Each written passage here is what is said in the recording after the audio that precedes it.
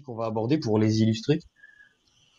En fait, dans ces case studies, on va reprendre chaque point qu'on a abordé en partie théorie et on va vous montrer comment on les met en place et pourquoi est-ce qu'on fait ça.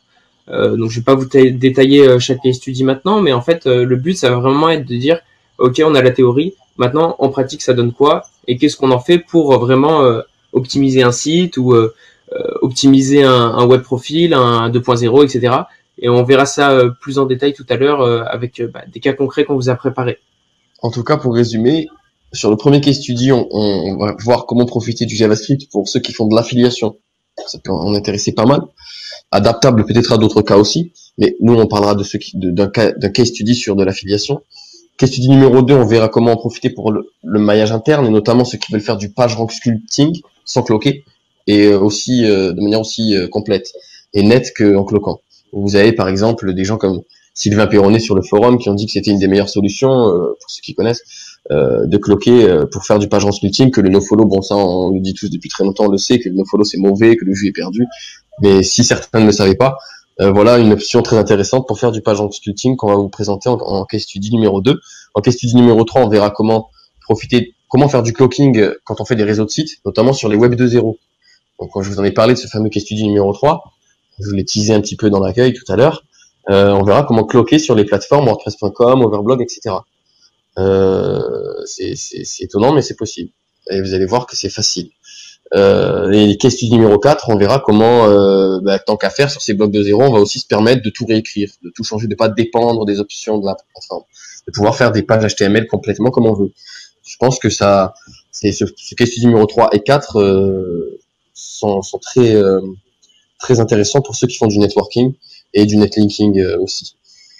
Et enfin, on verra une conclusion. Donc, on peut commencer tout de suite par l'introduction. Julien, si tu peux nous switcher la slide. Voilà. Je te laisse nous parler de JavaScript. Ça marche.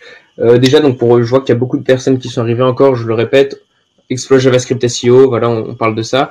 Et là, je vais vous expliquer en fait qu'est-ce que c'est le JavaScript. Mais au tout début, vous avez rien raté, en gros, à part le sommaire. C'est ça, on est toujours bon. Donc JavaScript, donc c'est écrit, voilà, c'est un langage de programmation. Un langage de programmation côté client, ça veut dire qu'il va s'exécuter en fait sur le navigateur de la personne et non sur un serveur, un Debian, voilà. C'est vraiment sur le navigateur de la personne. Et donc c'est pour ça que c'est tout dans le code. Donc on peut l'injecter directement sur des 2.0, etc. Et Google en fait commence à l'interpréter. Il l'interprète pas très bien encore. Tout le monde n'est pas d'accord de la manière dont il interprète, mais il commence à l'interpréter. Voilà. Donc ça vaut le coup pour nous, les SEO, d'aller jouer un peu avec le JavaScript pour essayer de pouvoir optimiser nos sites pour Google. Alors pour ceux que ça intéresse, j'ai trouvé une librairie PHP qui interprète JavaScript côté serveur. Donc déjà pour ceux qui faisaient du curl et qui voulaient automatiser le netlinking et tout, ça peut être intéressant. J'ai pas encore fait des tests, je suis sur d'autres choses en ce moment, mais je pourrais vous la partager, ceux qui viennent me la demander en privé sur le forum ou quoi, au niveau 1 par exemple. Et peut-être que Google utilise pas en PHP, mais une librairie côté probablement même côté serveur pour interpréter le JS, ou peut-être qu'il fait un traitement lui-même. Bon, on peut pas vraiment savoir, mais ce qui est sûr, c'est que il l'interprète une partie déjà. Et il pourra sûrement probablement à un moment, ce qui doit poser problème, c'est le coût. Ça peut coûter très très cher d'interpréter du gros JS, donc c'est ça qui le bloque. Et ça va progresser tout ça, les processeurs, etc. Donc voilà, fermeture de la parenthèse sur ce point-là. Alors, pour juste illustrer le fait que Google l'interprète, si vous modifiez en JavaScript après chargement par rafraîchissement d'une page un title, vous pourrez voir ensuite, on a fait le test, la title dans Google en bleu est écrite celle du JavaScript, pas celle que vous affichez en premier, même si vous timez un petit peu l'affichage. Donc, c'est-à-dire que Google digère et agrège et considère les modifications, une partie des modifications JavaScript. Nous, on va vous apprendre à surfer entre les deux, entre ceux qui les digèrent, pas forcément aujourd'hui, mais plutôt à jouer de ce qu'il ne comprend pas. Voilà. Alors, il y en a qui précisent dans le chat que le nom de la librairie, c'est V8JS. Je sais pas si c'est celle que tu utilises, mais il y a celle-là qui existe. Il y a une autre, ça marche. Intéressante. Donc, super. Ok. T'as le nom en tête ou pas du tout? Non, j'ai pas le nom en tête, mais ça marche. Je ferai un petit post sur ça. Donc, il y a V8JS qui existe en tout cas. Je l'agrégerai toutes les trouvailles. Ça roule. Pour finir du coup l'introduction, donc JavaScript, ça permet aussi de modéliser du HTML à volée. C'est-à-dire, comme on expliquait, on peut modifier des éléments HTML de la page. Et il intègre aussi un système d'événements. Ça veut dire qu'il y a beaucoup d'événements qui existent. Par exemple, onload, onmouseover, c'est-à-dire si on passe la souris sur un élément, si on va cliquer, etc. Tout ça, on peut le détecter en JavaScript et aller faire nos modifications en fonction. Et comme, par exemple, le langage est à l'écoute de l'utilisateur. Et s'il fait une action, on peut déclencher du code sur cette action. Avec une interaction avec n'importe quel élément HTML. Il y a une question intéressante dans le chat qui dit le timing de non-digestion du JavaScript, c'est supérieur à combien? J'avoue que là, pour le coup, j'ai pas fait de test. C'est pas une question de temps, c'est une question de complexité du code. Ouais, c'est vrai aussi. Donc aussi, donc pour finir, code qui ne digère pas. Donc vous aurez de quoi jouer cache blanche, cache noire sans savoir exactement précisément. Nous-mêmes, on sait pas vous dire. On sait que suffisamment compliqué il digère pas, moins compliqué très simple il digère. Entre les deux, on n'a pas vraiment. Dès que c'est un peu crypté, dès qu'il y a certaines fonctions pas communes au JavaScript, il semble pas les interpréter. Simplement. Voilà. Et pour finir, du coup, programmation orientée objet, donc on peut faire des choses assez poussées en JavaScript. Et Ajax, c'est je pense qu'on peut appeler ça protocole. Ouais. Et une des grandes forces du JavaScript qui permet de charger des données en asynchrone. Ça veut dire qu'on peut appeler le serveur sans recharger la page. Niveau UX, ça permet de faire des choses sympas. Niveau clocking, ça permet de faire des choses sympas. C'est assez aussi complet. De rafraîchir une petite partie de la page sans rafraîchir toute la page. En gros. Moi, on me l'avait présenté comme ça à l'école et après, je me suis dit, c'est pas vraiment ça, en fait, c'est plutôt qu'on peut appeler des trucs. Mais en fait, finalement, après 10 ans d'expérience, après ce jour-là où on me l'a dit comme ça, je trouve que c'est une bonne manière de comprendre un peu d'une autre manière, mais ça se résume à faire ça, en fait. À pouvoir faire ça. Recharger une partie de votre page, visible ou pas, sans recharger toute la page.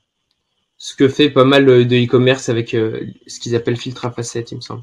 Donc le fait d'aller rechercher juste plein de choses. Voilà, c'est ça, tout ce genre de truc qui permet de garder une belle navigation pour Google sans pour autant dégrader l'UX. D'accéder au même confort qu'une application C pouvait offrir en local dans une application web. On peut du coup tout faire. Afficher n'importe quoi, n'importe quelle donnée, la traiter juste sur un clic d'un bouton. On peut mettre à jour des données dans une base SQL en passant par JavaScript, Ajax, puis un script PHP. Sans récupérer même cette donnée, l'afficher, la mettre à jour, sans recharger la page. Vous l'avez vu, vous l'appréciez déjà sur plein de sites, pour ceux qui connaissent pas sans savoir, et pour ceux qui connaissent en sachant. Donc voilà, ça c'est le terrain de jeu. C'est le terrain de jeu, il s'ouvre avec Google qui l'interprète. Avant, c'était pas... Certaines choses qu'on va vous présenter étaient possibles parce qu'il les interprétait pas du tout, et on joue sur sa faiblesse. Donc oui, avant ça aurait été possible, on n'y a pas nous-mêmes pensé avant, apparemment pas d'autres non plus. Mais aujourd'hui, il y a tout un tas d'autres choses qui sont possibles, et Google interprétant le JavaScript, on a déjà partagé quelque chose, pas mal de choses sur le forum là-dessus. Ça ouvre des possibilités assez avancées. Donc voilà, le terrain de jeu, c'est vraiment JavaScript, et c'est parti pour durer. Et d'ailleurs, quand je parlais de clocking il y a 2-3 ans, j'étais en train de dire, je pense que le terrain de jeu clocking va se transporter sur le JS. Google commence à l'interpréter. Aujourd'hui, c'est très facile de reconnaître si c'est un humain ou un bot Google. Le bot Google, il simule aucun faux comportement. Il bouge, il joue. JavaScript, c'est ça, son champ d'action. Donc pour l'instant, c'est game over d'entrée de jeu pour Google. Après, c'est souvent comme ça a été comme ça pour les liens, pour plein de choses. Après, ça bouge d'ouvert pour après. Tu satures un peu, Jafar. Ok. Bon, en tout cas, ça fait un moment qu'on pressent que beaucoup de choses vont se passer et une lutte entre détection de bots et détection de SEO, etc. commence à se créer à notre avantage à 100% sur le JS. On peut s'attendre à une réaction de Google à un moment ou un autre, vu que c'est tout récent. Ouais. Tu bugs, c'est difficile de te comprendre sur la fin, mais je pense que c'est assez clair. Je vais changer de connexion et je te laisse passer à la slide suivante. Et je vais essayer de passer sur une meilleure connexion. Du coup, voilà, la première partie, on va vous présenter d'obfuscation. On va parler donc de 3 méthodes, donc 4 du coup. Base 64, je pense qu'il y a beaucoup de personnes ici qui connaissent le base64, qui est quelque chose d'assez facile à mettre en place. Je vous montrerai pourquoi. String from shardcode, qui est une méthode pas mal utilisée en hacking. Je vous montrerai pourquoi aussi. Qui est une autre manière d'encrypter les données. Donc c'est à peu près équivalent au base64. Seulement, je pense que si un jour Google commence à interpréter un des deux, il commencera d'abord par le base64 parce que c'est le truc le plus utilisé, alors que string from shardcode c'est un peu moins utilisé. Et ensuite, je vous montrerai la fusion des deux avec Jafar et l'Ajax. Comment faire c'est à la frontière entre l'obfuscation et le cloaking en Ajax. Donc pour ça, on va passer, je vais passer directement à la partie base64. Tu m'entends, Julien ? Vous m'entendez ? Ouais, c'est nickel.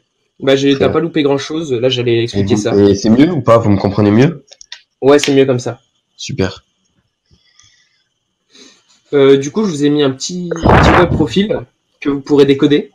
C'est du base64, donc amusez-vous. Pour ceux qui sont un peu curieux, base64 décode sur Google, vous trouverez. Attention, on peut encrypter du base64 en base64, donc ça veut dire qu'il y a peut-être plusieurs couches.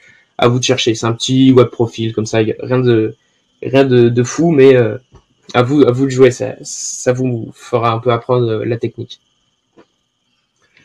Du coup, le base64, moi, ce qui me plaît beaucoup dans le base64, c'est que il y a les deux fonctions qui sont prêtes, donc base64 en code et décode, et qui existent en PHP et en JavaScript. Nativement. Nativement, c'est ça. Voilà, il n'y a pas besoin d'aller refaire.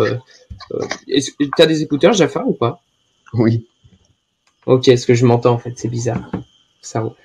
Donc il y a la fonction PHP base64 en code qui correspond à B to A en JavaScript et base64 décode qui correspond à A to B en JavaScript.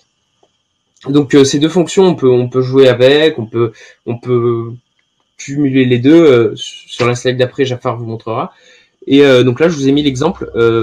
Alors ma souris, voilà, elle est là, d'un lien qui est obfusqué. Donc en fait, cette chose va, quand vous allez cliquer, ça va modifier le href, donc qui est pour l'instant est un dièse, donc qui représente rien aux yeux de Google. Ça va le modifier par google.fr. Donc ça en fait c'est http://google.fr qui est encodé en base64. Là c'est ça.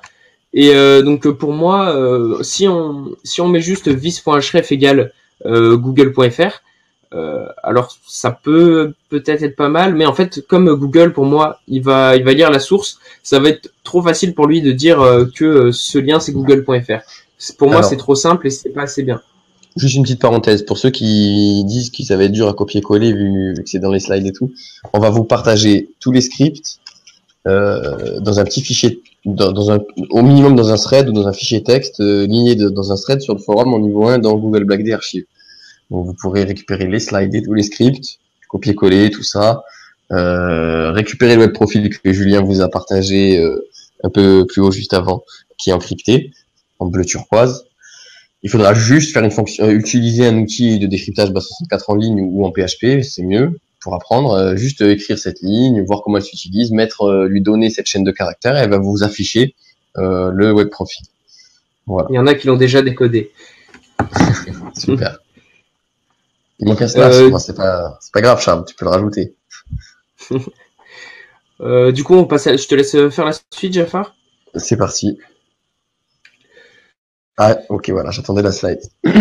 Donc, l'obfuscation, on va voir un peu comment l'utiliser de manière plus industrielle. Là, c'est pour faire un lien. Si vous voulez obfusquer en quelques lignes tous les liens d'une page, pour que Google n'y voit rien, aucun lien sortant, par exemple, ou faire un traitement plus massif et plus général pour ceux qui seront capables de s'approprier le code. Et là, peut-être il faudrait être développeur, mais ceux qui ne sont pas développeurs, si vous voulez déjà traiter tous les liens d'une page, vous copiez-collez ce code en PHP, vous mettez fileget HTML, cette ligne-là, la troisième ligne de code, vous mettez, tu peux montrer avec la souris Julien, à la place de mon site, vous mettez votre site, et c'est tout. Cette fonction, elle va faire quoi? Elle va récupérer toutes les balises A de votre page et faire le même traitement que Julien vous a présenté juste avant, sur tous les liens. Donc, ils vont arriver chargés avec un href dièse, pas de lien. Et par contre, dès qu'un mec va cliquer sur le lien, Google ne clique pas avec une souris sur le lien. Donc, dès qu'un mec va cliquer avec une souris sur le lien, ça va décrypter le base64 pour traduire le href, l'injecter dans le href, donc mettre la vraie valeur. Pour que ce script fonctionne, il faut inclure une petite classe PHP qui s'appelle simple HTML DOM. Elle est très pratique pour faire de la détection de toutes les balises A ou de toutes les balises P ou de toutes les balises A dans les balises P ou tout ceci et tout cela. C'est très simple avec cette classe. Donc au passage, on vous la recommande. Et comme vous voyez dans le petit post-it en jaune, du coup, comme il y a cette classe, en utilisant strgetHTML, là, il faudra être développeur peut-être ou être prêt à le devenir un peu en se documentant. Vous pouvez du coup après faire le traitement en détail que vous voulez. Donc utiliser le même code qu'il y a dans le for each, dans la partie de code for each en bas. Ce code-là, vous pourrez l'utiliser sur autre chose que vos liens. Vous pourrez crypter ce que vous voulez, cacher à Google ce que vous souhaitez. Ça sera assez simple. Donc voilà. Copier pour le code. vous donner ce code-là et. Vous pouvez copier. Tu m'entends, Jaffa? Oui, vas-y, on t'écoute. Je t'écoute, ouais, monsieur. Okay. Avec strgetHTML, vous pouvez par exemple prendre juste le code de votre menu et vous le mettez. Vous allez par exemple en automatique encrypter juste le code de votre menu pour quand il y a des choses qui sont pas intéressantes. Ça peut être sympa. C'est ça. Par exemple, si votre menu est dans le body et qu'il a la classe menu dans une div conteneur menu, vous mettrez body avec. Je voudrais juste à prendre la fonction strgetHTML, lui spécifier le chemin en mettant body espace menu conteneur espace la classe c'était menu et tous vos éléments de menu ils prendront une obfuscation. Enfin, vous les aurez tous en tout cas en référence et il y aura plus qu'à les traiter comme le code le fait dans le for each sur les avec base64 en code après ça dépend si vous voulez mettre un href ou encoder l'ensemble. Après ça sera à vous de voir si vous voulez décoder dès que le body est chargé par exemple. Il faudra mettre un petit dans le body un petit onload est égal et la fonction JavaScript qui va décrypter tout ce que vous aurez encodé en amont. Donc après bon ça c'est pour les développeurs. Évidemment les développeurs pourront aller plus loin que les non développeurs. Ça c'est inévitable. Mais sinon voilà.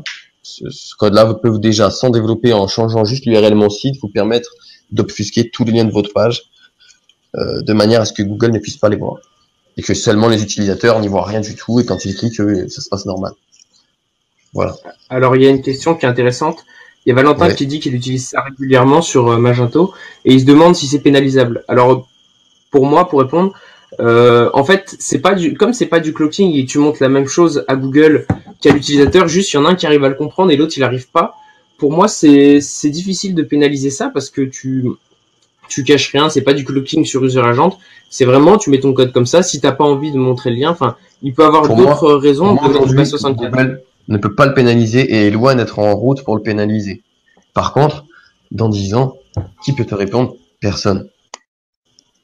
C'est important. À suivre. Voilà. Et après, aujourd'hui, j'ai été clair. Pour moi, il n'est pas capable. Il n'a aucune fonction qui est sensible à ça. Et ils n'ont pas, ils n'ont pas l'air de ce qu'on sait, de ce qu'on teste, de ce qu'on voit, d'être sur la voie pour en arriver là pour l'instant. Bon, de notre côté, personne n'en profite aussi. Enfin, une micro-minorité. Il y a beaucoup de gros sites qui utilisent ça, mais en fait, il y en a qui ça disent généralise un peu, mais ça reste une petite quantité de sites, je pense, sur l'ensemble du web. Que mettons dans le key? En fait, alors il y a quelqu'un qui me demande le code. En fait, key c'est la clé du tableau. C'est juste pour reconnaître. For each, il va boucler. Pour chaque lien, for each, il sera exécuté. Pour tous les liens, il va faire un tour. Et en fait, chaque fois qu'il fait un tour, il va compter key, il va lui donner la valeur tour 0, tour 1, tour 2, tour 3, parce que ça peut servir en fait. Quand on fait une boucle comme ça, on peut avoir besoin de savoir où on en est dans la boucle pour conditionner certaines réactions, certains trucs. C'est juste une variable de fonctionnement. D'ailleurs, tu t'en sers pour désigner le bon lien dans ton tableau. C'est ça, pour le ressortir comme il faut. Je vais passer à la slide suivante. Stéphane, c'est ça. Oui, vas-y, Julien. Hop. Alors voilà, donc c'est la fonction que je vous parlais tout à l'heure. Ouais, parce qu'on va accélérer un petit peu. Donc ça c'est la chose que je vous parlais, string from shardcode, donc qui est beaucoup utilisé en hacking. Pour la petite anecdote, pourquoi? Parce qu'en fait il y a pas de guillemets, il y a pas d'apostrophe. Et du coup, en fait, il n'y a pas besoin de, quand c'est filtré, voilà, il n'y a pas besoin de, c'est pas filtré vu qu'il n'y a pas ça. Bref, c'est une petite anecdote. Donc là, je vous ai mis un petit logo. C'est le logo de l'échange équivalent. Pourquoi? Parce qu'en fait, ça veut dire ça, et celui du dessous veut dire celui du haut. En fait, les deux choses sont la même. Je vais vous détailler en deux mots. String from shardcode, en fait, ça prend une valeur et ça la transforme en lettres. Donc là, par exemple, 100, c'est le D. 111, c'est le O, etc. Et donc cette logique là, en fait, chaque chiffre représente un caractère, et donc en fait, on fait un eval, donc, qui veut dire exécuter le code. Donc en fait, on génère cette string avec ce code et on l'exécute. Voilà, donc c'est quelque chose qui est utilisé. On peut, donc là, je vous ai mis une petite redirection en JavaScript, et là, vous avez le lien de quelque chose, de reproduire ça. Vous fournissez ce qui est en haut, ça vous donne ce qui est en bas, et inversement. Donc ensuite, vous voyez que on vous a aussi donné un petit outil, voilà, qui vous permettra cet outil-là, de fournir ce que vous voulez, de récupérer la version obfusquée. C'est disponible sur le site de Julien. On peut passer à la slide suivante, Julien. On a du temps en plus à rattraper. C'est une slide rapide. Hein. Ça marche. Avec un beau design. Fusion de base64 et string from shardcode, donc on peut fusionner les deux, ça devient encore plus compliqué. Chacun des deux isolément sème déjà Google, mais bon, ceux qui veulent aller plus loin, c'est possible. On vous a déjà fait le pas suivant, après vous pouvez encore continuer à l'infini. Donc on voit en premier le eval A to B, donc ça fait l'évaluation, puis l'encryptage en base64. Le décryptage. Le décryptage en base64, puis ensuite on voit le décryptage en string from shardcode. Donc dans l'ordre, ça va d'abord faire le décryptage en string from shardcode de la série de caractères, puis cette série de caractères décryptée, elle sera en base64, donc on va la décrypter du base64, et ensuite sera évaluée pour qu'il y ait le reste du code, pour le code qui est dans cette chaîne de caractères soit exécuté, notamment, je pense, le change de switch sur le href. L'inconvénient, c'est que c'est plus long à déployer, la fusion. L'avantage, c'est plus complexe à décrypter pour Google et pour les concurrents qui peut-être bientôt regarderont ce genre de choses. Aujourd'hui, c'est pas le cas. Après cette conf, déjà, ce sera peut-être moins pas le cas. Et dans les jours à venir, on peut imaginer que ce sera de moins en moins inaperçu. Pour préciser un truc sur cette fonction, pour l'instant, ça sert à rien d'utiliser les deux combinés, parce que ça suffit, string from shardcode, ça suffit. On a fait des tests, et en gros, ça c'est, en fait, on se dit peut-être que plus tard Google arrivera à décrypter le base64 et qu'on aura besoin de 2 couches, ou c'est une évolution qui pourrait venir. Pour l'instant, c'est pas super utile, mais voilà, on vous donne un axe de recherche. C'est une sécurité aussi, stratégique. C'est ça. On peut passer à la suite. Je passe à la suite. Ouais. Ça roule. Génération 5. Donc là, on a un appel Ajax. Pour utiliser ce code si simplement, pour faire de l'Ajax, il faut juste installer jQuery. Donc c'est une ligne script inclus, très simple à installer. Une ligne, quoi, affichée sur votre page HTML. Une ligne HTML. Puis vous avez jQuery, vous pouvez faire ce code. Donc là, c'est une fonction getLink. Et alors, faut créer avant un petit fichier PHP qui s'appellera getLink et qui va attendre un ID, un chiffre, et selon ce chiffre, elle donne le link. Et cette fonction, elle va injecter ensuite votre link dans votre lien. Vous avez l'exemple en dessous, ce qui va permettre de remplacer le dièse par link href est égal data ce qui vient de votre fichier PHP, donc le lien correspondant au chiffre. Déjà dans les train, il y a du bot derrière, non? Non, j'ai rien fait. Ok, ou peut-être les autres, je sais pas. Non, inconvénient, petit délai après clic. Voilà, l'inconvénient c'est que il faut que le mec clique, il y a quand même un petit temps, le temps de l'appel web service qui est plus long que le simple obfuscation qu'on vous a montré avant. Mais c'est un peu plus sécurisé dans le sens où sur votre fichier PHP, si c'est Google, vous répondez rien du tout aux chiffres. Donc il n'y aura pas de lien.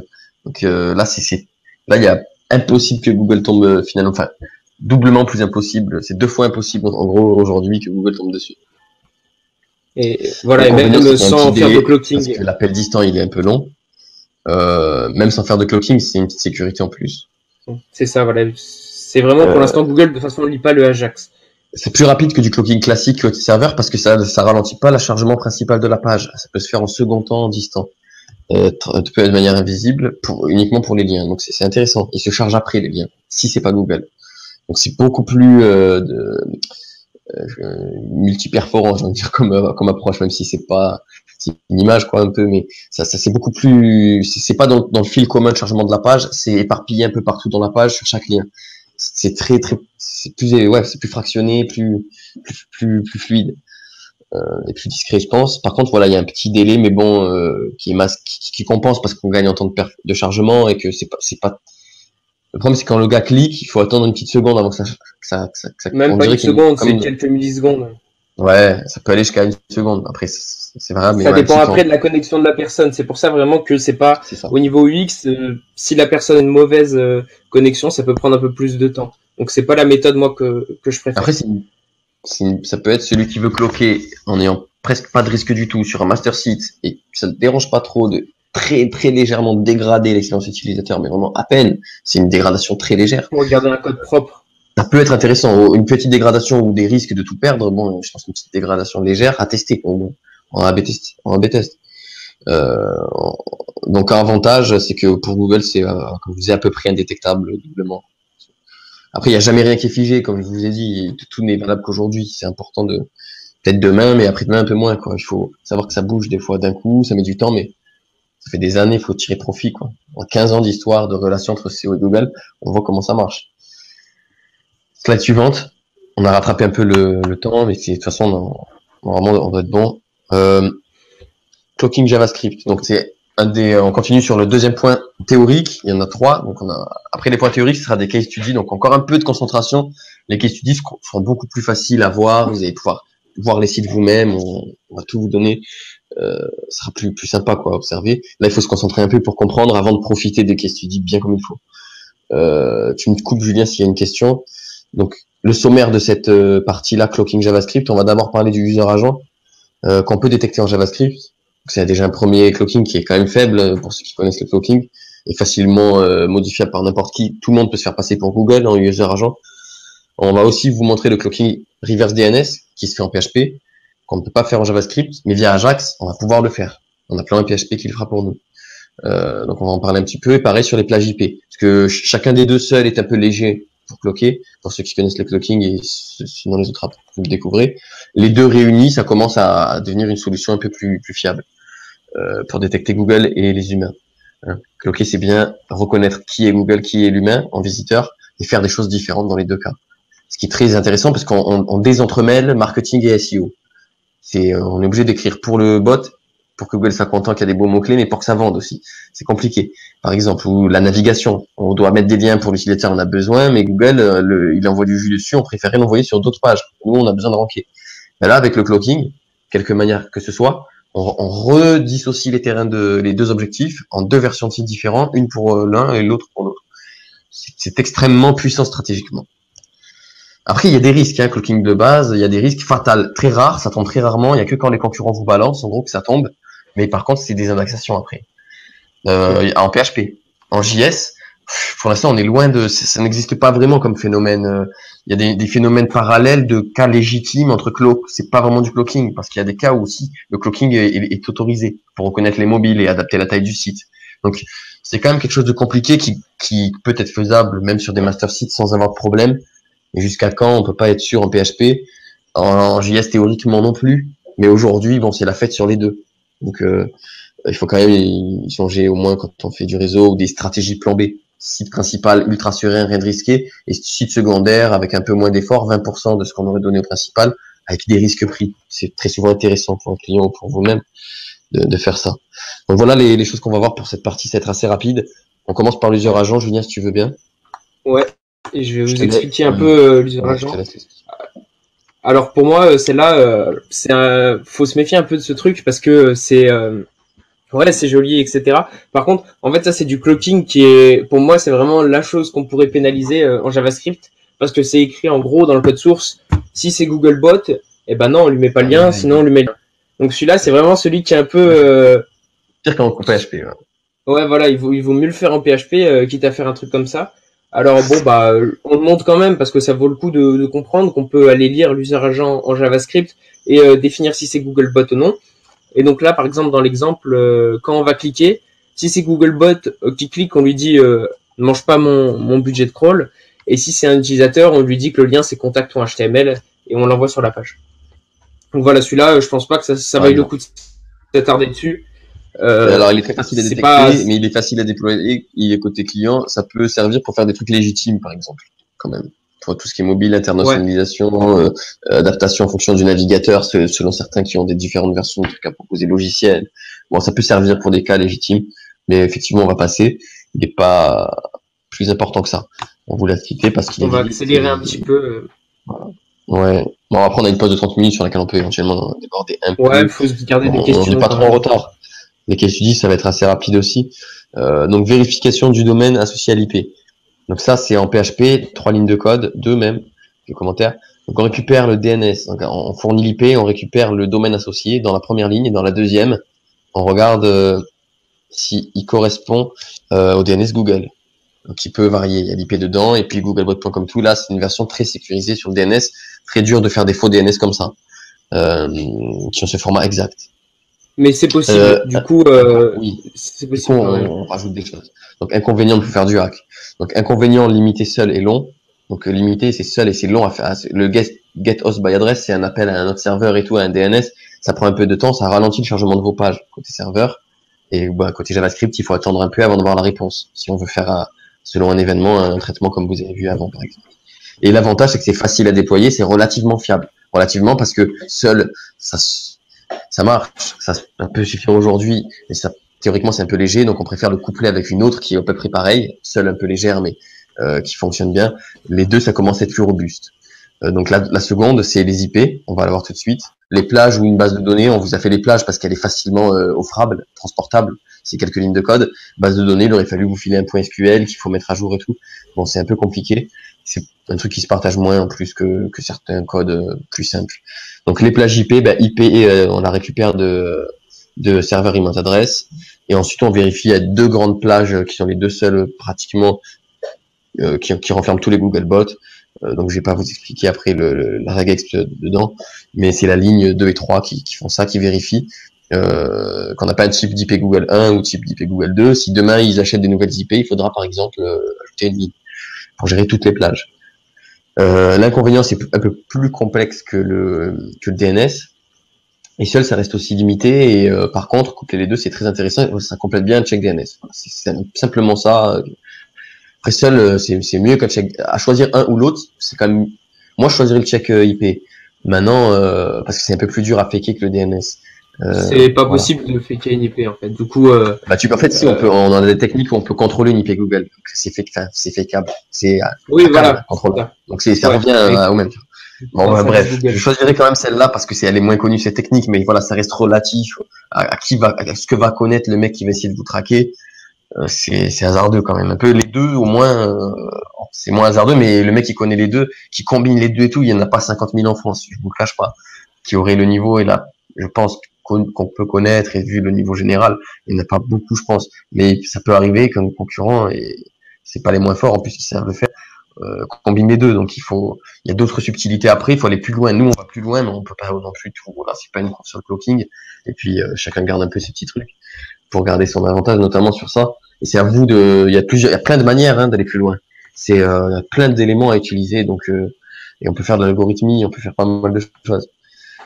Il y a des sacrifices aussi sur une part du trafic, ça aide à être plus sécurisé parfois. Donc voilà, on passe à la slide suivante, la fonction complète, avec que vous retrouvez dans la fonction analyse DNS et analyse plage IP en commentaire les 2 morceaux qu'on vient de voir, plus la vérification finale. Bon, s'il y a un des 3 trucs qui a été détecté comme étant un Google, ça retourne true ou false, donc c'est une fonction qui dans un if répondra oui ou non. Vous faites un if else avec ça, et vous faites dans votre if et dans votre else ce que vous voulez. Donc if is Google, ce que vous voulez, else ce que vous voulez. Voilà, si c'est Google, si c'est pas Google. Très simple à utiliser, vous l'aurez en annexe sur le forum, la fonction, pour ceux qui viennent d'arriver, il faudra s'inscrire et se présenter. Julien. Pour compléter, Jafar, en fait, la bonne méthode, on va dire, qu'il y a à faire, c'est d'abord on check le DNS, et puis on reping le DNS pour récupérer l'IP, et on vérifie que l'IP du DNS correspond bien à l'IP qui est appelé. Et pour ça, donc il y a Patrick Valibus qui a fait un truc qui s'appelle incloakingveritas.com, donc il l'a mis dans le chat. Je suis allé voir le code, c'est plutôt pas mal. Ce qui est sympa, c'est qu'il utilise un système de cache, donc qui permet de mémoriser les IP de Google. Et donc, en fait, faire le check DNS. Voilà, c'est ça, le get host by DDR, il prend un petit peu de temps. Et donc, du coup, ça vaut vraiment le coup de mettre ça en cache. Si vous l'avez déjà je vous recommande une fois, vous le recheckerez pas. C'est ça. Okay. Et je vous recommande le tool, il est open source et il est gratuit. in-clubkingveritas.com, il est dans le chat. Voilà. On va continuer, on est un petit peu en retard, mais ça commence à... Non, ça va, t'inquiète, ça va aller. T'inquiète pas, Gégé. Vas-y, je te laisse faire ça. HTML. Donc là, donc on sort du deuxième point théorique qui était cloaking, on passe au troisième point plus général au JavaScript, plus connu, plus commun, qui est les réécritures HTML, qui peut énormément servir et on s'en servira dans nos case studies. Et vous allez voir l'intérêt. Donc trois fonctions très simples à utiliser. GetElement by ID, ça permet de choper un élément par son ID. Donc après de lui changer ce que vous voulez, son positionnement, son contenu, le supprimer, le mettre ailleurs, bref, tout ce que vous voulez. Donc, pour le mettre ailleurs, il faudra un autre ID, évidemment, dans quoi vous allez le mettre. Mais ça restera la même fonction qui vous permettra de faire tout ça. Documentez-vous dessus. Après, c'est entre guillemets dans les parenthèses, vous mettrez l'ID. Après la parenthèse, un point style, point color, point différentes choses, point inner HTML. Vous allez découvrir tout ça si vous connaissez pas. Et puis vous aurez une case study déjà fait. Attends, on revient en arrière, on n'a pas fini de voir le sommaire. Ah ouais. Ensuite, on va voir le getElement by tag. Donc celui-là, c'est et le by class. Donc pareil, mais par nom de balise et par classe, des classes comme les ID, pour en choper plusieurs. Ça retournera des tableaux, tous les liens, tous les A ou tous les éléments qui ont la classe blue ou menu, peu importe. Et ensuite, getElement by xpath. C'est une petite fonction qu'on va vous filer. Qu'on a trouvé qui est open source, qui permet de désigner même les éléments qui n'ont ni classe ni ID et de différencier ceux qui ont le même tag, précisément, donc plus précise. On enchaîne sur le contenu maintenant de ces 3 slides. Donc le getElement by ID, c'est être assez rapide. Comme vous pouvez le voir, var nom du film est égal. Nom du film permettra d'accéder en une seule chaîne de caractères plus courte que toute la suite, dans la suite du code. Donc toute la suite, document.getElement by ID, entre guillemets l'ID, qui est film, point inner HTML par exemple pour récupérer dans var nom du film nom du film dans l'exemple en dessous span ID film, comme je vous l'ai dit, document.getElement by ID film, et ça va nous récupérer le inner HTML. Donc ce qu'il y a à l'intérieur, c'est juste du texte, mais si c'était du HTML on l'aurait avec, c'est le nom du film en l'occurrence. Donc dans notre code JavaScript, on se retrouve à avoir dans var nom du film avec les espaces, et on peut l'injecter ailleurs ou conditionner un méga menu, n'importe quoi. Donc ID HTML doit désigner un élément unique. L'ID dans le document doit être unique. Le getElement by ID marche s'il y en a plusieurs que sur le premier. C'est pas prévu pour plusieurs. Et même tout le CSS, les standards et tout, c'est comme ça. C'est les classes s'il y en a plusieurs. Il est possible de récupérer le contenu HTML via inner HTML. Important à retenir pour vous. Pour ceux qui connaissent pas et qui vont galérer à voir la doc, bien que c'est pas quand même dur. Il y en a toujours qui économisent cet effort. Il est possible d'accéder aussi aux propriétés CSS avec point style, point la propriété, remplacer tous les tirés par du camel case, donc background-color, ça devient background C majuscule color, olor. Voilà. Slide suivante. Il n'y a pas plus à retenir, c'est très simple, là c'est un élément de base donc, du JS et récurrent. Je vais vous expliquer un petit peu. Donc là, il y a 2 choses aussi qu'on peut utiliser, donc on va pas trop s'attarder dessus. Le premier, il est sympa, je trouve. C'est en fait, on va récupérer, donc là on voit qu'il y a un S, contrairement à ID qui est unique. Ça veut dire qu'il peut avoir plusieurs éléments, donc c'est pour ça que je mets un 0 après, parce que c'est un tableau. Bon, en gros, celui-là est très très intéressant, qui permet en fait de modifier tout le contenu d'une page, et donc vous allez pouvoir par exemple modifier toute la page, et là le contenu de la page sera juste EH1 avec ce code, voilà. Donc on récupère par tag HTML, vu qu'il y en a qu'un, on prend le premier, donc ça commence à 0 et on modifie le contenu. On peut aussi sélectionner des éléments par classe. Par exemple, là, je vous ai mis 2 classes. C'est souvent le cas dans des tableaux où ça peut être utilisé pour du scrapping, pour de la modification, pour plein de types de choses. Et donc, on récupère tous les éléments qui ont comme classe good class. Donc, on en a 2 ici. Donc, on prend le deuxième. Comme ça commence à 0, après c'est 1. Et là, le contenu ici sera, on modifie le second. Voilà. Donc, on a ces 2 sélecteurs. Et on a le dernier sélecteur qui est le XPath. Le XPath, pour ceux qui connaissent pas, c'est chemin HTML, donc c'est au niveau de la structure. Tout bêtement, en fait, vous allez dans le navigateur, vous mettez copier le XPath et vous appelez avec cette fonction et vous pouvez en fait récupérer et aller modifier. Et c'est assez pratique parce que c'est flexible. Donc ça, la donc vous fonction, configurez cette on vous fonction la et vous donnera. l'utilisez tout simplement en fournissant le XPath. Après, pour ceux qui connaissent XPath. Il y a des Euh, non-développeurs qui s'en servent dans Excel, donc ça peut leur servir. et pour plus loin exécuter, en fait, c'est pas vraiment plus loin exécuter au niveau du navigateur, c'est vraiment plus loin à mettre en place parce qu'il faut aller faire l'effort de copier le XPath. Alors si on a un ID, c'est tout fait. Mais C'est pas l'avantage, c'est que natif, c'est il faut mettre complet. la fonction. Mais voilà. Voilà, c'est ça aussi. Et ça fonctionne même sans ID et sans classe. Et ça permet du coup de toucher n'importe quel élément plus facilement. Notamment quand vous injectez ça et que vous n'avez pas le contrôle sur en netlinking, par exemple, quoi. Sur des trucs plus limités, puisque vous n'avez pas le contrôle du site, mais vous voulez en prendre une partie. Je sais pas s'il est pratique pour choper des trucs qui n'ont pas de classe et pas d'ID notamment. Hop. Alors. Ouais, alors le getElement by XPath, ça passe dans un download, ouais. Alors attends, Ouais. il y a quelqu'un, bon, je peux pas gérer ça. Bon, bref, dans le chat, il y en a qui font il y en a qui fait un peu Ouais, il y n'importe a quoi, quelqu'un c'est pas grave. qui est difficile de but, mais je sais pas qui c'est, on s'en fout.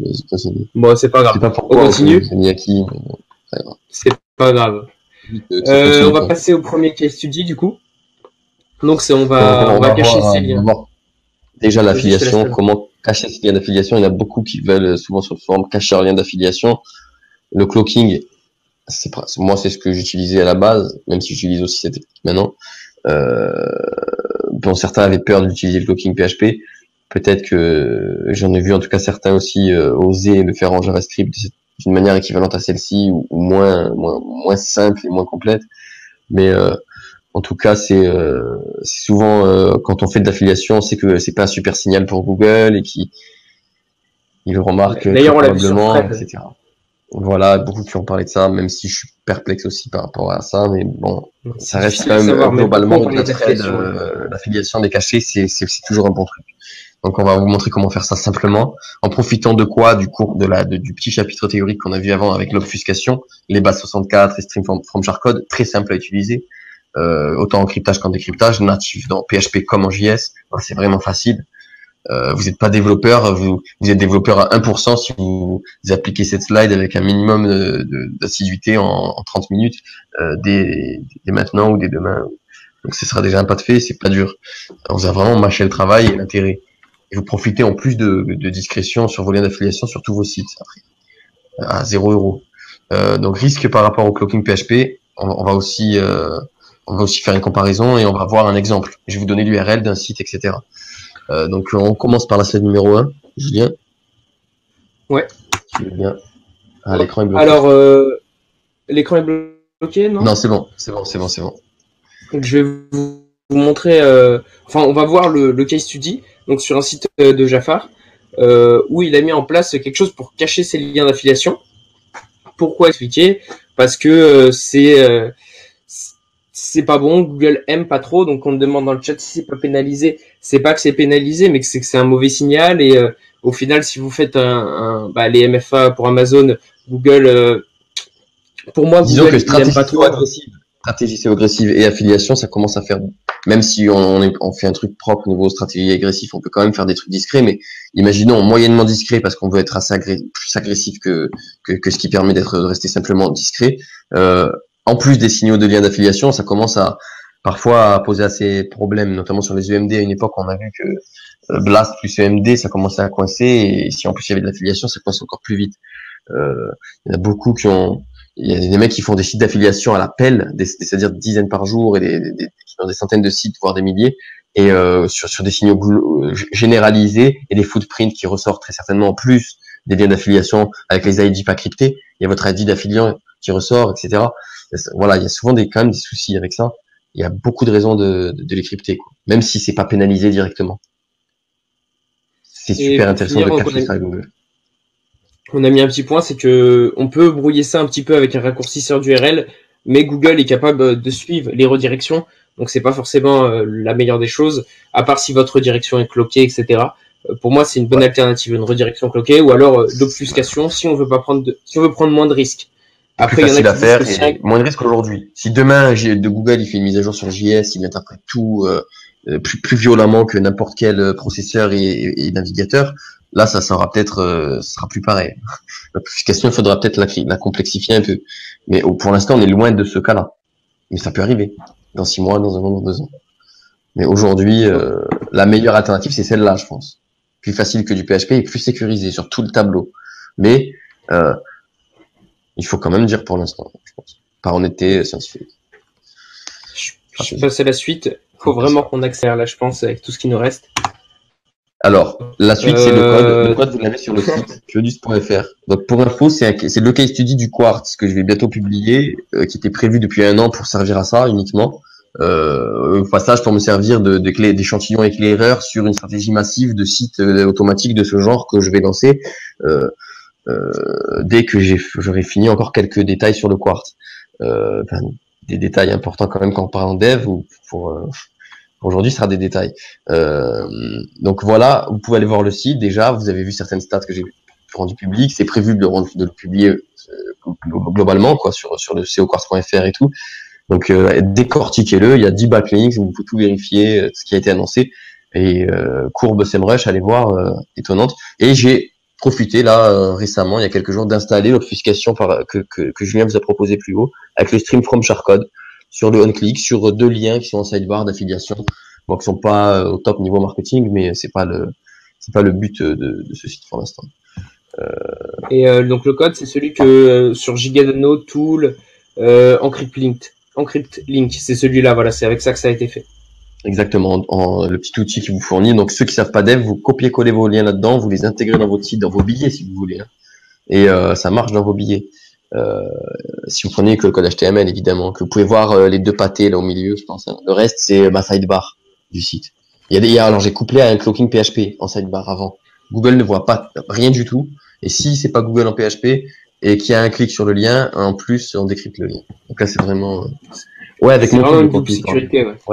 Ouais, c'est celui-là, le case study. 70 spun, 1500 visites mensuelles selon SEMrush, courbe énervée, verticale quasiment dans SEMrush sur 6 mois, avec 10 backlinks seulement et 70 spun de mon tool.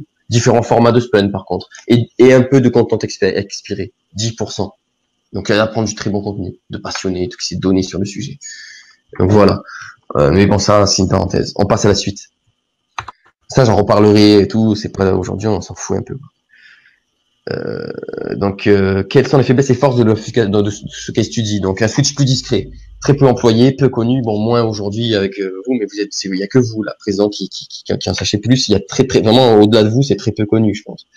Une technique plus subtile, plus précise. Bon, vous avez vu pourquoi on en a pas mal parlé.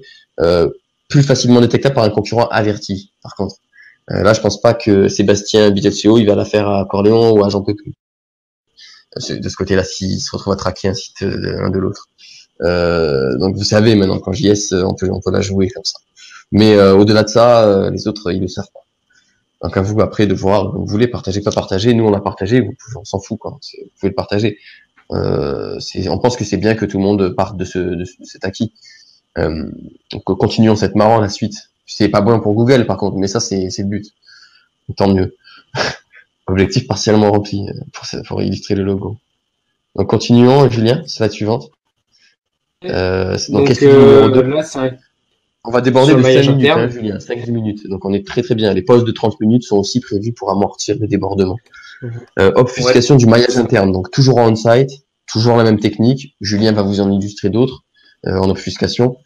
Par contre, pour cacher des liens, par exemple un lien de contact, vous voulez que les utilisateurs qui le voient, mais pas lui donner du jus. Gardez le jus pour les pages SEO, quoi. Les pages importantes qui doivent ranker, ouais. C'est ça. Donc, dans l'ordre, je te fais ton sommaire et après je te laisse enchaîner, vu que c'est un peu plus ton case study. Des liens que pour le user, là, vous allez apprendre à faire. Des liens que pour le user. Vous allez voir l'exemple avec son site à lui, comme pour le case study précédent. Et on va faire un bilan avec les risques par rapport au cloaking PHP traditionnel. Donc là, alors, c'est un site à moi. Pourquoi cacher des liens? Pourquoi cacher les liens? C'est un site à moi où j'ai voulu optimiser le PageRank interne.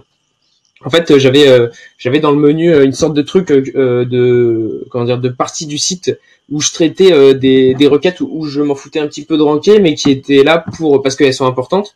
Donc qu'est-ce que j'ai fait? Donc j'ai utilisé le script qu'on vous a montré au début, j'ai mis mon menu et je l'ai obfusqué. Donc là, on a un petit schéma du PageRank et en fait on voit que donc ça c'est toutes mes pages qui doivent ranker. Et en fait, j'ai isolé les pages qui avaient donc à travers le menu j'ai isolé les pages que je m'en fous qui rentrent. Donc on voit bien la distribution du page rank. Donc ça c'est un screen issu de Cocon.se moins de vues pour les pages qui de doivent pas Sylvain Doré. moins de jus pour les pages qui doivent pas ranker, plus de jus pour les pages qu'on voulait faire ranker. Celles qui doivent ranker. C'est Exactement. Ça, c'est une utilité donc là, commune à tous. Ça, c'est un petit exemple que j'ai mis en place pour la conférence sur mon site, gigadano.com. Bon, c'est pas forcément... Donc là, dans mon cas, comme j'ai que 5-6 pages, le fait de cloquer le menu, c'est pas ce qu'il y a de plus... De révolutionnaire non plus. Voilà, c'est ça. C'est pas ça qui va me faire gagner des milliers de positions. Un petit gain pour les autres pages. Mais c'est ça, mais sur une autre échelle, ça peut être beaucoup plus puissant.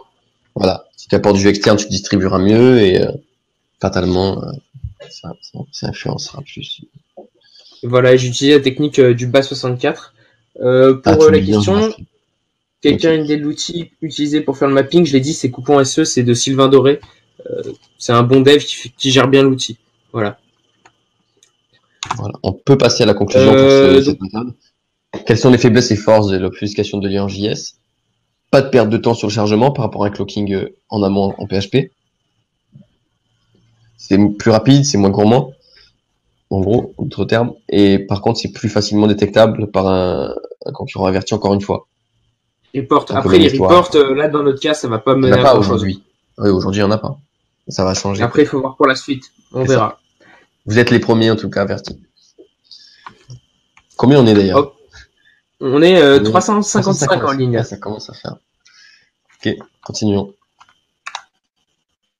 Donc ça, c'est va être un case study sur 3. Celui-là, c'est le favori. Je l'avais teasé tout à l'heure pendant l'attente. Ah, sur le blog 2.0. Voilà, donc c'est nouveau celui-là. On pouvait pas le faire avant. Avant, on pouvait pas cloquer sur les plateformes de blog 2.0 qui sont gratuites, etc., intéressantes. Mais ce pouvoir-là de téléporter le trafic ou de cloquer, on pouvait pas l'avoir.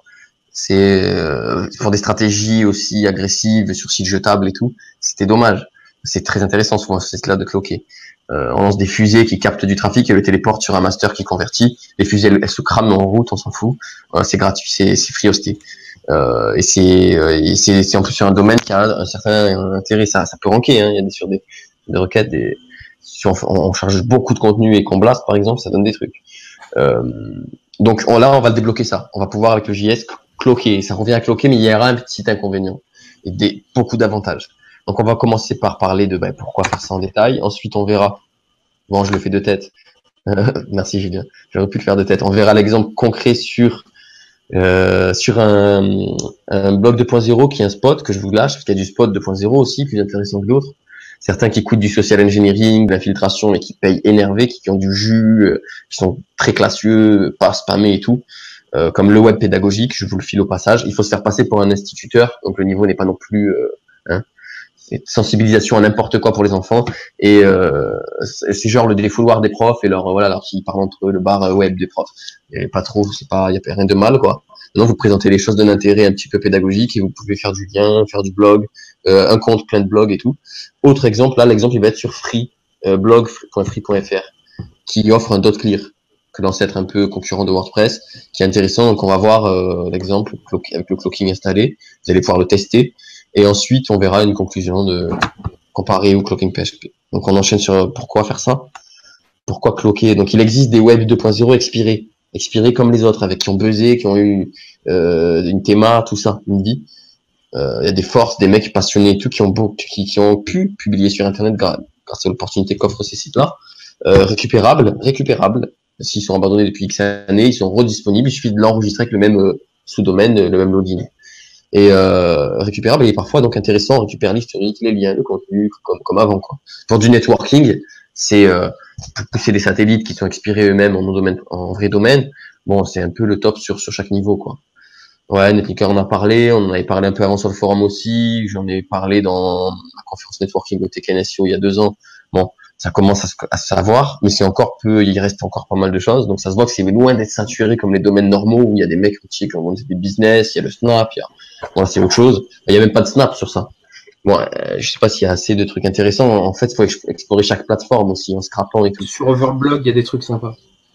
pas que sur Overblog, mais effectivement. Ouais, non, je dis peut-être que c'est Sur celui que j'ai Théma, testé, mais j'ai trouvé. il a Théma féminine sur Overblog, il y a du jus à piocher, quoi. Ces sites sont Dans gratuits et l'actualité, c'est hébergement. comme ça. Ouais, ouais. Ouais, j'ai classé ça dans féminin un peu, mais c'est un peu féminin quand même comme audience. Pas que, mais majoritairement, je crois. Donc ces sites sont gratuits, en hébergement illimité, temps de chargement pas mal, donc tout est pas mal, quoi.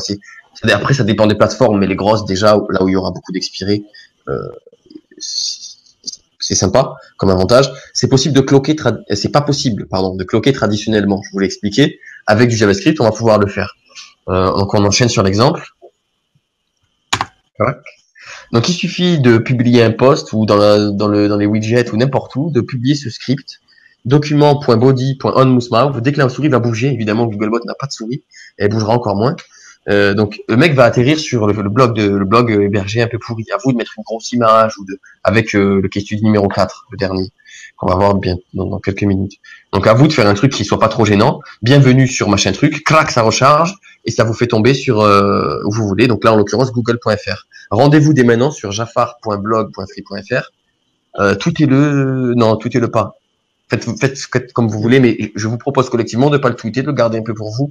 Euh, en l'utiliser à quelques-uns, on va être quelques centaines peut-être à l'utiliser, peut-être quelques dizaines au moins à l'utiliser. Voyons déjà, pas obligé de balancer à tout le monde. Il fallait venir au Google Black Day. Après, à vous de voir. Allez voir par contre, allez-y, vous allez voir un blog un peu bidon en noir et vert, puis bougez la souris dans le contenu, pas dans le bord du navigateur, dans le contenu, et vous allez atterrir sur google.fr. Donc c'est du cloaking. Google, lui, il restera toujours sur le truc, il parcourra le site, il aura jamais ça. Par contre, vous avez vu ça, mettez une image, quoi. Je viens d'y penser maintenant à l'image, hein, Julien, tu étais témoin, on n'en avait pas parlé. Hein. On peut maquiller avant prévoir le coup. Donc je pense que c'est pas mal. Mais sans ça, déjà, c'était intéressant. Avec l'image encore plus, je pense qu'il y a vraiment moyen de cloquer proprement, en masquant le petit désagrément.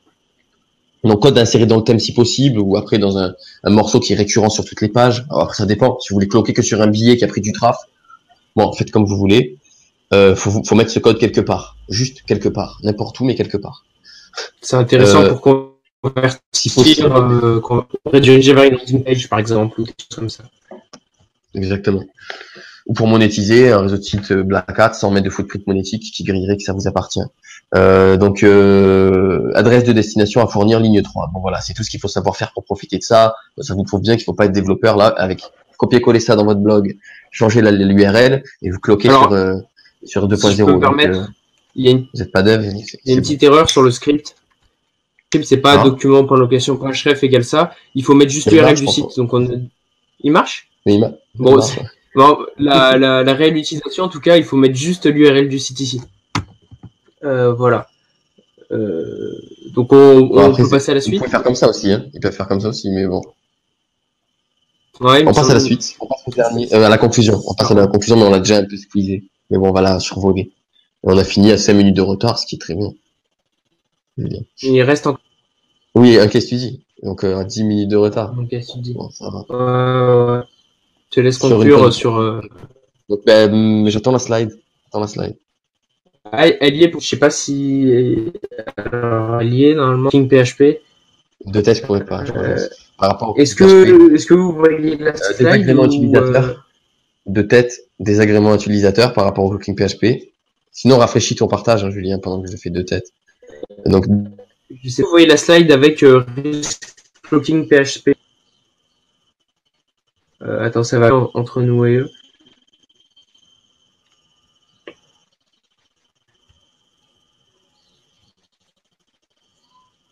Non, il la voit pas. Je relance le partage.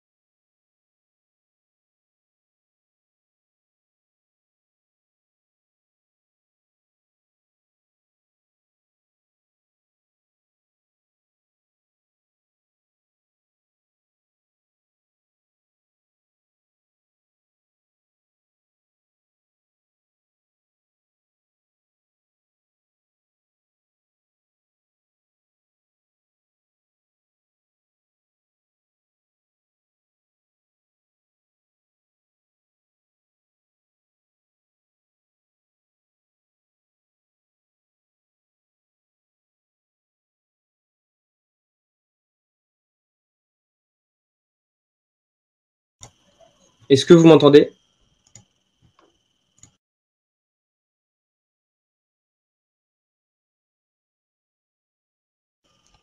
Je suis revenu normalement.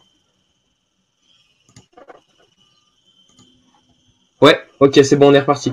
Alors on a perdu Jafar, mais je vais continuer sans lui. Peut-être qu'il va revenir, je sais pas. Je vais revenir sur la bonne slide.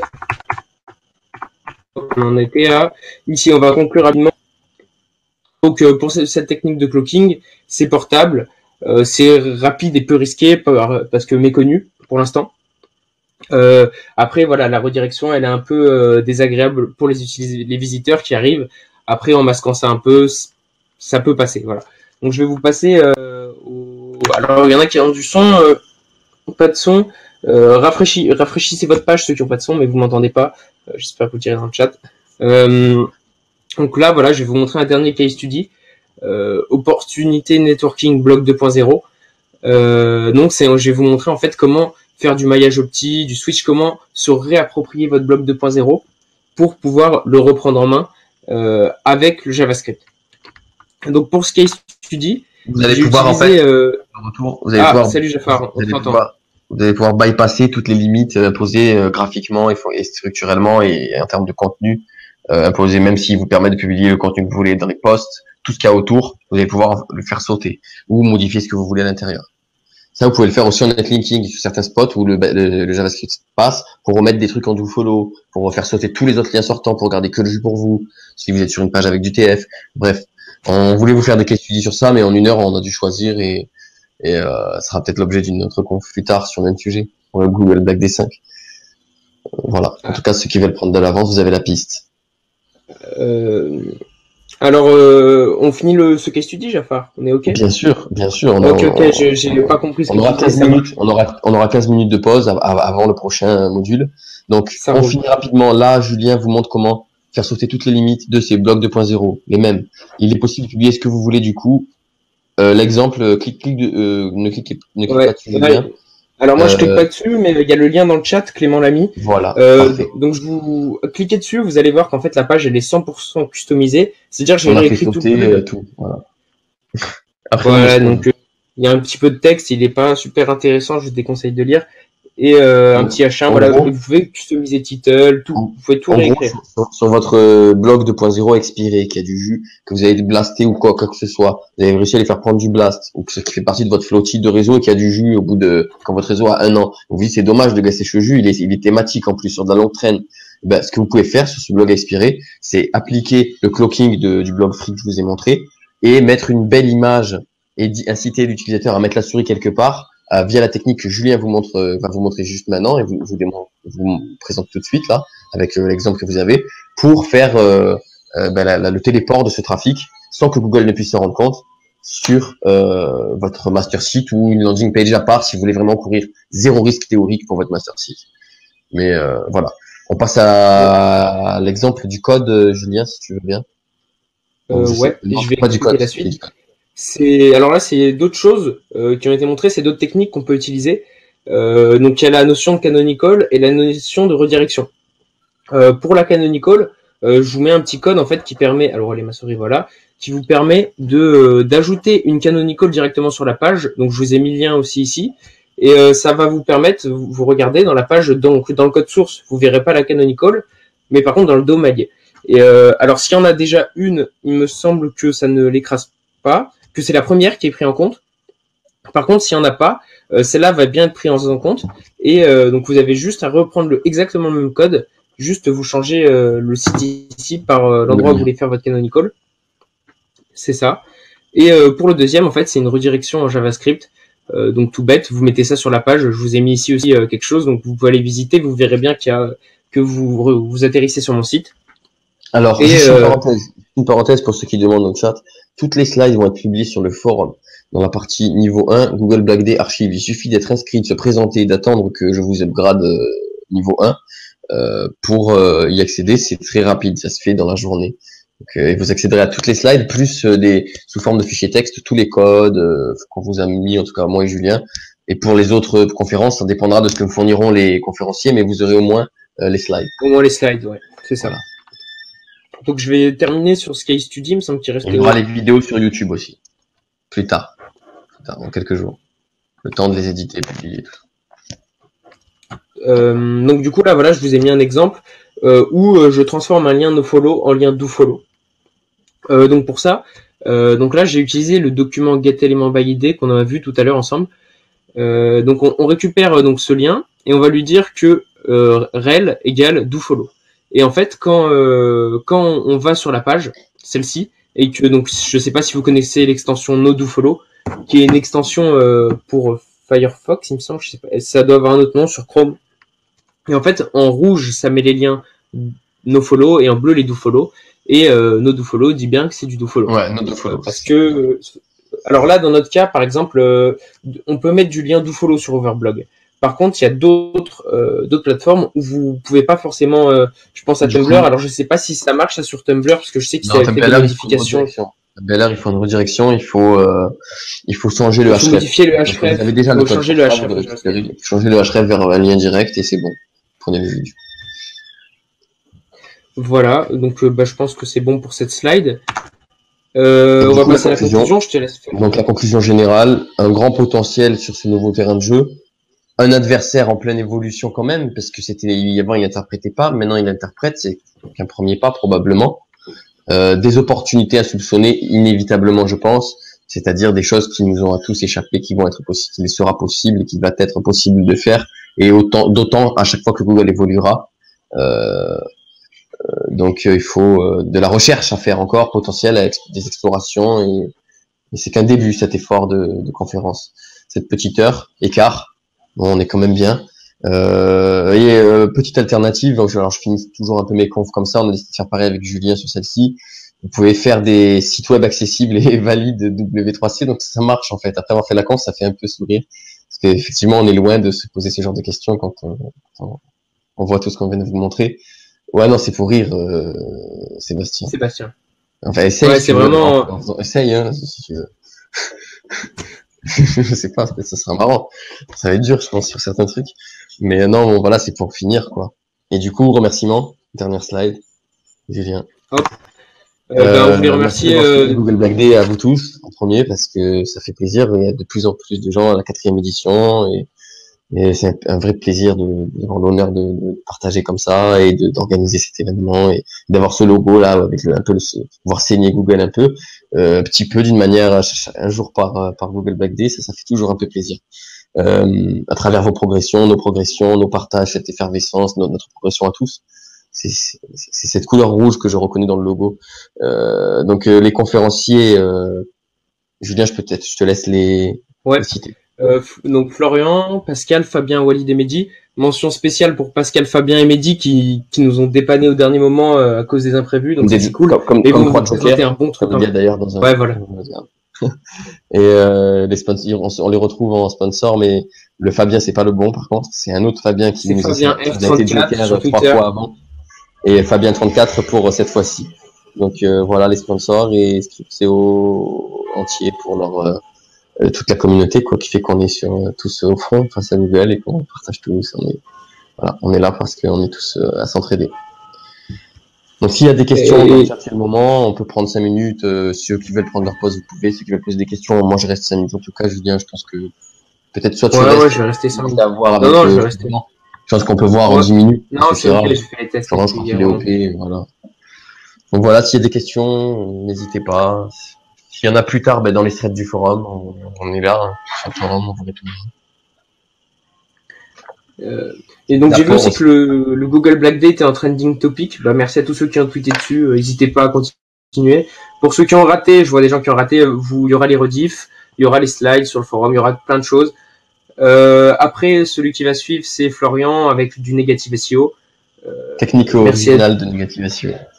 Voilà. Et si je peux placer une petite pub, je me permets. Le 15 ou 16 juin, je sais plus trop, je suis au Tekken SEO, je donnerai une conférence sur la sécurité informatique, un truc assez poussé. Je vais essayer de faire un truc assez poussé. Voilà. Et très bien. Et moi, pour ma petite news, je suis sur le Quartz en ce moment. J'ai pas mal de choses de mon agenda à vous sortir et à faire, mais En ce moment, c'est le Quartz qui prend ses upgrades, des contenus automatiques de plusieurs jours, et des plugins WordPress qui arrivent, etc. Donc il y a du mode gratuit, vous pouvez tester. S'il y en a qui veulent s'arranger, apporter quelque chose et tester le tool encore un peu plus, vous me bipez sur Skype. Voilà, c'est pour accélérer en networking et en site, en tout. Alors, je viens de voir passer une question. C'est possible d'injecter des scripts depuis des blogs auto-approve. Il y en a certains qui le permettent. Après, en général, quand ils permettent ça, c'est pas bon. C'est pas bon pour eux, c'est super grave.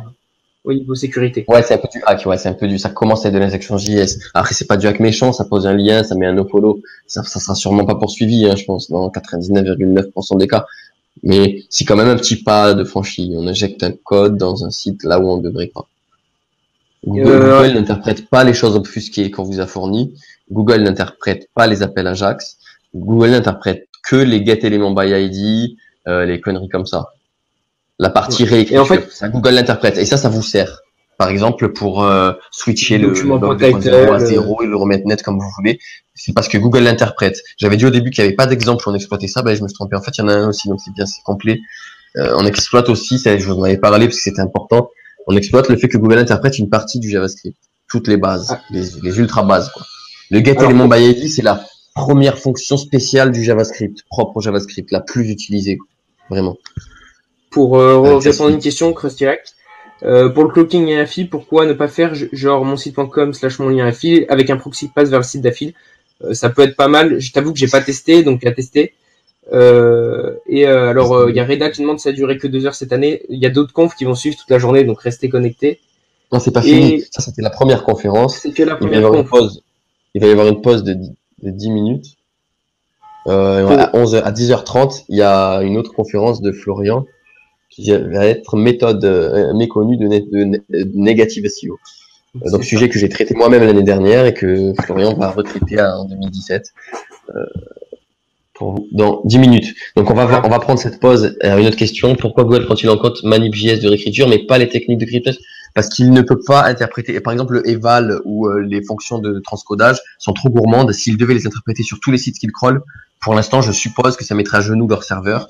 Il faut attendre peut-être que ça progresse de ce côté-là hardware et ça arrivera. Je pense que c'est sûrement le cas. Parce que ça serait tout, ils veulent manger tout ce qu'ils peuvent, comme data, comme tout. Sinon, il n'y aurait pas Chrome, sinon il n'y aurait pas Android, etc. Donc, je pense qu'ils le voudront tout ça aussi à un moment.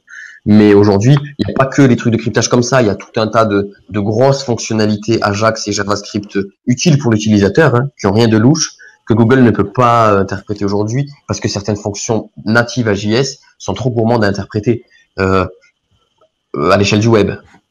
Mais bon, ouais. Google progresse, et le hardware aussi. Pour les questions, on va s'arrêter là, je pense, Jafar. Pour ceux qui ont encore des questions, n'hésitez pas moi, je suis sur Twitter, vous me mentionnez sur Twitter. Je réponds à une dernière question de Erwan. Comment traquer les backlinks cachés? Cloak & Co, tu rajoutes un bitly, par exemple. Un bitly, il va te faire des stats sur le nombre de clics. C'est une solution. C'est pas le meilleur, mais sinon, je sais pas, sinon. Je vois que ça, là, pour l'instant, à chaud. C'est pas mal, déjà. Moi, je fais ça. Après, moi, tu traques en réception aussi. Traque en réception en mettant un paramètre en plus dans l'URL et dans ton analytics, dans ton Yandex, pardon. Ton Yandex Metrica, de là où tu réceptionnes le trafic téléporté, par exemple, pour le cloaking, tu le vois avec la variable que tu as rajoutée dans l'URL, qui n'influe à rien au comportement du site.